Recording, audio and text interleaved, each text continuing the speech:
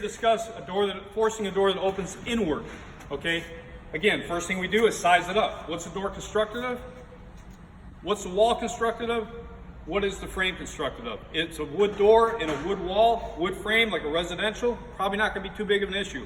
We start getting into commercial buildings, you might have a steel door and a concrete wall, a steel frame, a little bit harder. With that, maybe think about your hydrant. That works really well for this.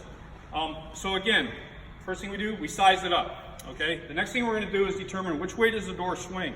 With this type of door, we know the door is recessed into the door frame and we can't see the hinges. We know that, and the door opens away from us. So first thing we're gonna do is we're gonna try the door, okay? Make sure it's locked.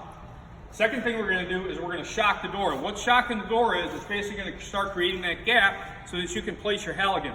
It may even force the door, okay? It's gonna also kind of determine where your auxiliary locks are gonna be. Okay, so you may have more than one lock here.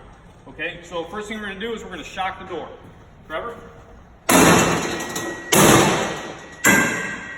Okay, a real door, again, you might start bending this metal, you might start creating that gap, you might even force the door, which is great. The next thing we're gonna do is we're gonna gap the door. Two ways to gap the door with this. You can take your adz in, and you can go flush.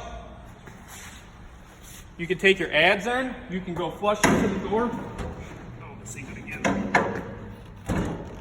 If the jams. All right. So drive that in a little bit.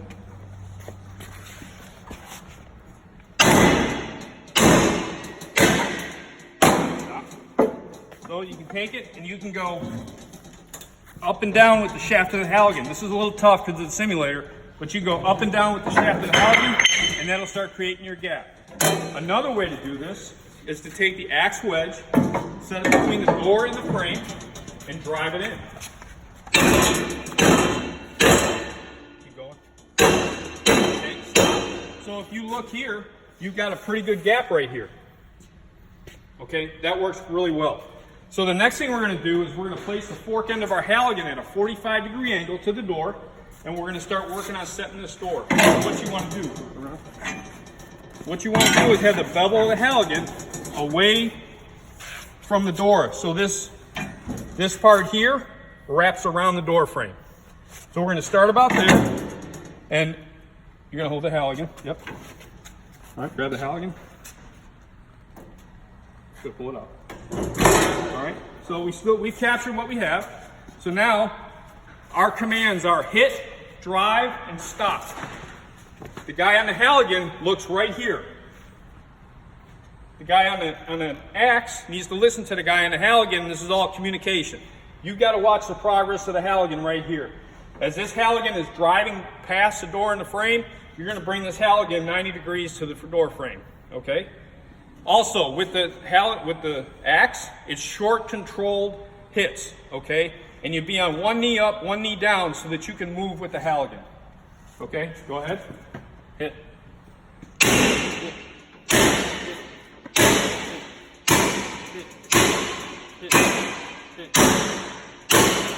All right, drive. Drive it in.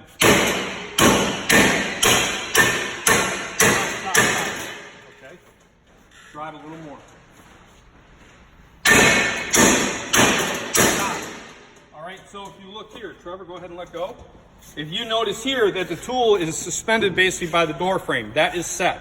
Also, if you look past here, so you can come around here, you can see that the halogen forks are past the door and the jam on the other side. That's what we want. If you don't have that, there's a good chance the halogen is going to slip once you go to force this door. So now you're ready to force the door. So good balance, okay? You may need an extra pair of hands, and that's what your buddy's here for. And you both force the door in the direction of swing, so he's going to push this halogen in. And then once the door is forced, you're going to reach in with the tool, control the door with the tool, and shut the door.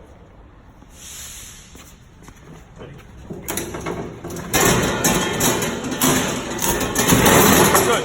Nope, grab it with the tool. Grab it with the tool. Reach around with the adz. Remember, reach around with the adz and shut the door. Okay, so that's controlling the door. You can leave that in place, mask up, call for water, go into your search, and you're done. Okay, so that's your basic conventional forcible entry with this type of door.